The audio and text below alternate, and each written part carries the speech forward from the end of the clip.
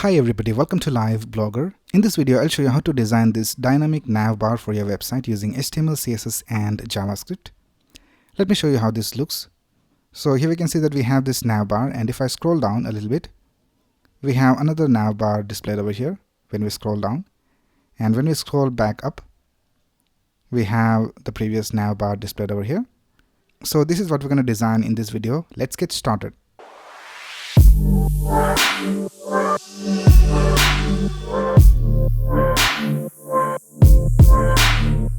Here I have created a folder called dynamic navbar, and I just opened it with VS Code. Now let's create a new file called index.html, and let's create one more file called main.js.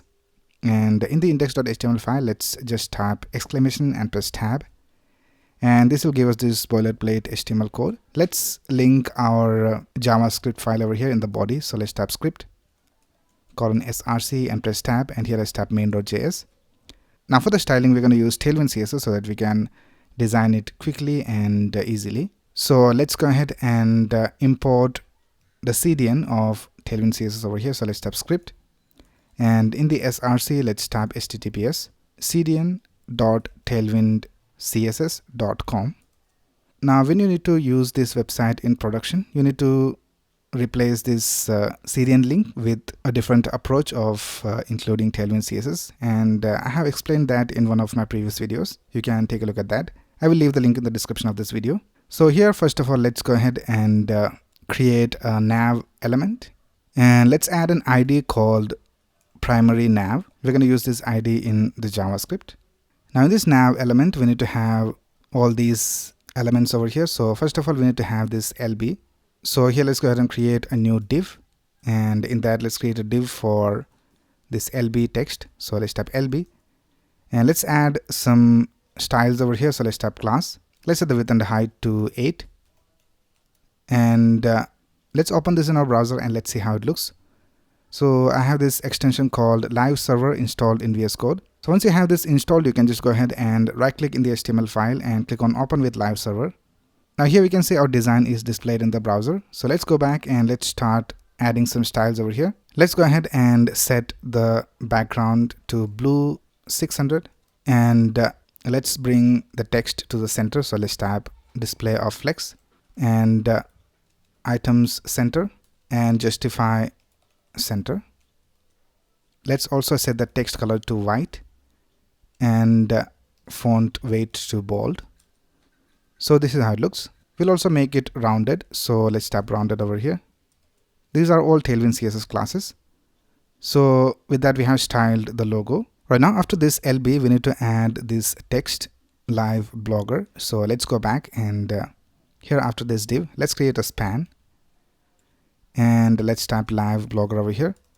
Let's add some classes. So let's type class text to XL for the text size, font bold, text color to gray 900, and tracking tight for letter spacing.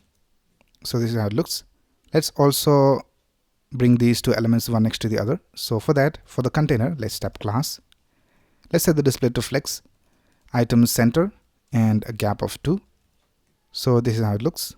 Right now, let's add some styles to the nav element. So here for the nav, let's go ahead and add some classes. So let's type class. Let's set it to fixed for the position, and top of 0, left of 0. Let's set the width to full, and let's also add a shadow, and let's set it to SM for a small shadow. So this is the shadow. And then let's also add padding. So let's set the padding to 6. Now this padding is for smaller screens. Now for the larger screens, let's add a padding of 12 for left and right. So let's tap SM, which is for screens larger than smartphone. Let's set the padding X to 12. So this is the padding for larger screens. Now these two elements should be to the extreme left and right sides. So for that, let's go ahead and set the display to flex. Let's set it to justify between and items center for vertical alignment. All right, now let's go ahead and design these menu items. So let's go outside this div. Let's create a div and let's add some anchor tags over here. So first of all, let's tap home and let's add some classes. So let's tap class. Let's set the text color to gray 600. And when you hover over this, we need to set the color to blue 600. And let's add a transition for the colors. So here we can see we have this hover effect. Let's go ahead and copy and paste this anchor tag, and I'll just paste it 3 more times. So let's paste it over here. And for the second one, let's go ahead and type features, about, and contact.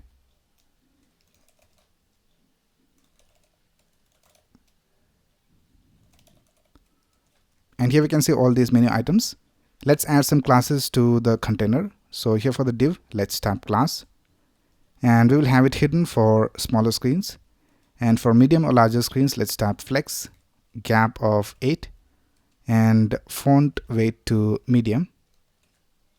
So this is how it looks. And if I go to smaller screens, we don't have the menu items displayed.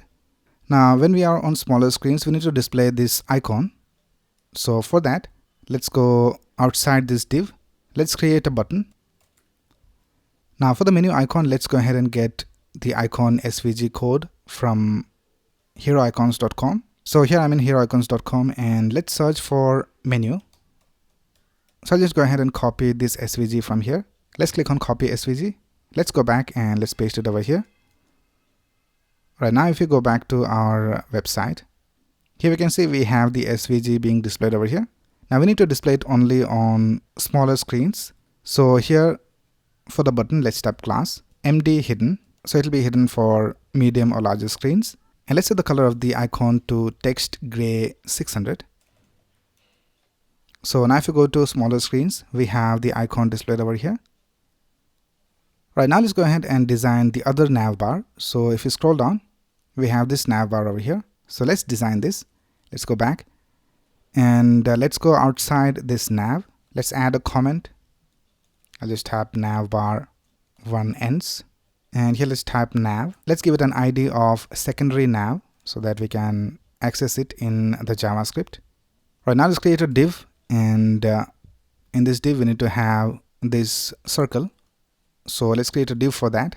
Let's add some classes. So I'll just type class, size of 6, rounded full, and BG color to blue 500. So here we have this circle. For now, let's hide this previous navbar. So here I'll just type hidden. Right, let's go back, and here the next thing we will do is we'll create this text. So let's create a span for that, and let's tap live blogger. Let's add some classes. So just tap class, text of large, font black. For the font weight, let's set the tracking, which is the letter spacing, to widest and uppercase. So this is how it looks. Now we need to bring this one next to the other. So for the container, let's tap class, display of flex, items center, gap of 3. Right now, let's add some classes to the nav. So here let's tap class, and let's set it to fixed, top 0, left 0, width of full, background of gray 900, shadow XL, padding top and bottom of 3, padding left and right of 6, and for screens larger than smartphones, let's tap padding left and right of 12. And let's also set the display to flex, justify between, so that all the elements are spaced out correctly. And let's also type items center and text color to white. Right now, let's add these menu items. So let's go back, and here let's go outside this div. Let's create another div. Let's add anchor tags over here. Let's set the first one to home. Let's add some classes. So let's type class, and when you hover over this, we need to set the text color to white, and by default we'll set the text color of all of these to gray. So here for this div, let's type class, text color to gray 300. Right now, if you hover over this, we can see that the color changes. And let's also add a transition for smooth hover effect. So let's type transition, colors.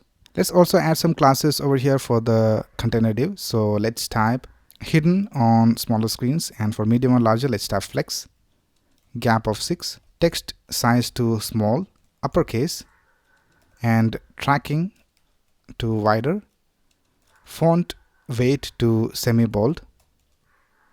Right now, let's go ahead and copy this anchor tag and paste it 2 more times. So here let's type features, and here let's type about. So this is how it looks. Now on the right side, we also need to have this button. So let's go outside this div. Let's create a button tag. Let's type get started, and let's add some classes. So let's type class.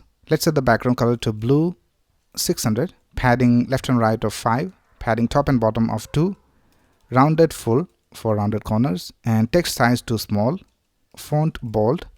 Let's add a shadow of LG, and let's also set the shadow color. So let's type shadow blue 600 /30 for the opacity. And when you hover over this, we need to change the background color to blue 500, and let's type transition all for smooth transition. So this is how it looks. Let's also increase the scaling when you hover over this. So let's type hover scale 105, and when it is clicked, let's type active scale 95. So when you hover over this, we have this scale, and when we click on it, it changes to 95. So with that, we have styled our button.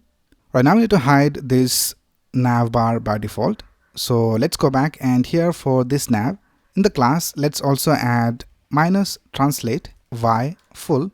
So this will take it all the way to the top of the screen. So it will take it outside the viewport. And let's go back over here for the first nav. Let's remove this hidden class. So right now we have this nav bar over here. And let's also create a class for smooth transition. When we scroll down, we can see that this nav bar comes down in a smooth way. So for the easing, let's create a class over here. So I just create a style tag, and let's add a class called nav transition. And here let's type transition of transform 0.4 seconds cubic bezier. Let's set the values to 0.40, 0.21. Right now, let's use this transition class in both the nav bars. So let's type nav transition. Let's do the same thing over here for the second nav. So here let's type nav transition. Right now, let's quickly create some sections so that we have some space to scroll down. So let's type main, and let's create section. Let's add some classes over here. So let's type class, height of screen, width of full, bg color to rows 200. So this is how it looks. And we have this gap over here at the top. So let's see what's the problem. Here, I think the fixed class has been deleted. So let's type fixed over here. Let's do the same thing for this nav bar. Let's type fixed. So now if you go back, here we can see that this is how it looks. Let's also change the color of this nav bar. So here for this nav, let's add a background color. So let's type BG white 90 for the opacity. So this is our nav bar. Let's go ahead and duplicate these sections. And let's change the colors. So I'll just type BG amber 200, BG emerald. These are all Tailwind CSS colors. So let's type BG sky 200 and BG indigo 200. So here we can see all these colors are added over here. Right now, the last thing we need to do is we need to add the logic for displaying the correct nav bar based on the scroll position. So let's go back, and let's go to our JavaScript file. First of all, let's go ahead and reference both the nav bars. So let's type const primary nav equals document.getElementById. Let's add the ID over here. So let's type primary nav, and let's also select const secondary nav. Let's set it to document.getElementById secondary nav. So we have already added these IDs to the nav bar. Let's create two constants, one for hide primary threshold. Let's set it equal to 80. Let's create one more const called show secondary threshold. Let's set the value to 400. Now let's type window.addEventListener, and let's listen for the scroll event. And here in this arrow function, first of all, let's create a const called current scroll. and this will be equal to window.scroll. So this will give us the current scroll position. Let's set it to scroll Y for vertical scrolling, and let's add an if condition. Let's type if current scroll is greater than hide primary threshold. Then we need to go ahead and send the primary nav to the top. So let's go ahead and type primary nav dot class list dot add, and here let's type minus translate y full. So this will take the navbar to the top outside the viewport, and let's type else. Let's type primary nav dot class list dot remove minus translate y full. So if the scroll position is greater than the hide primary threshold, then we need to send the navbar to the top. So now if you scroll down, we can see that after some time the primary navbar hides. It goes outside the viewport. Now let's go back and let's add another if condition. Let's type if current scroll is greater than show secondary threshold. So if you reach this threshold, which is 400 pixels, then we need to show the secondary navbar. So let's type secondary nav dot class list dot remove. So if you go back to our HTML, we can see that we have already added this class called minus translate y full to the secondary nav. So here we need to type remove the class. So let's type minus translate y full, and I'll just go and copy this. Let's add an else. So let's type else, just paste this over here, and here let's type add. Alright, now let's see whether this works. So let's go back, and now if you scroll down, we can see that the primary nav is outside the viewport. Now if you scroll down even more, we have the secondary navbar displayed over here, and if you scroll back up, we have the primary navbar displayed. So that's basically how you can create this dynamic navbar for your website using HTML, CSS, and JavaScript. So that's basically it for this video. If you have any doubts, you can ask in the comments below, and if you like this video, please click on the like button and subscribe to this channel to get the latest video updates. Thanks a lot for watching. Have a nice day.